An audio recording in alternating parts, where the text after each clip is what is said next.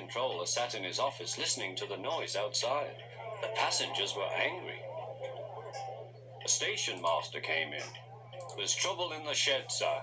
Henry is sulking, there's no train, and the passengers are saying this is a bad railway." "Indeed," said the Fat Controller, "we cannot allow that." He found Gordon, James, and Henry looking very cross. "Come along, Henry, it's time your train was ready." "Henry's not going," said Gordon.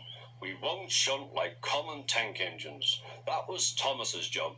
We are important tender engines. You fetch our coaches and we will pull them. Tender engines don't shunt." "Oh, indeed," said the Fat Controller. "We'll see about that.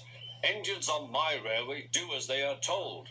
And he hurried away to find Edward. The yard has never been the same since Thomas left to run his branch line, he thought sadly. Edward was shunting. "Leave those trucks, please, Edward," said the Fat Controller. "I want you to push coaches for me in the yard." "Thank you, sir, that will be a nice change." "That's a good engine. Off you go, then."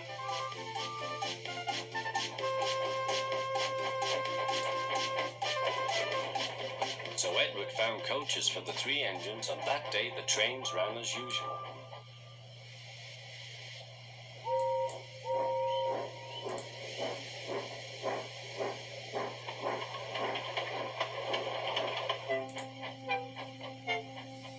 But next morning Edward looked unhappy. Gordon came clanking past, hissing rudely. "Bless me," said the Fat Controller, "what a noise." "They all hiss me, sir," answered Edward. "They say tender engines don't shunt, and last night they said I have black wheels. I haven't, have I, sir?" "No, Edward, you have nice blue ones, and I'm proud of you. Tender engines do shunt, but all the same, we do need another tank engine here." He went to a workshop, and they showed him all sorts of engines.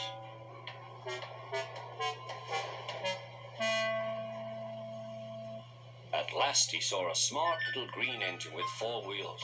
"That's the one," he thought. "If I choose you, will you work hard?" "Oh, sir, yes, sir." "That's a good engine. I'll call you Percy." "Yes, sir, thank you, sir," said Percy, and the Fat Controller brought him back to the yard. "Edward," he called, "here's Percy. Will you show him everything?" Percy soon learned what he had to do, and they had a happy afternoon.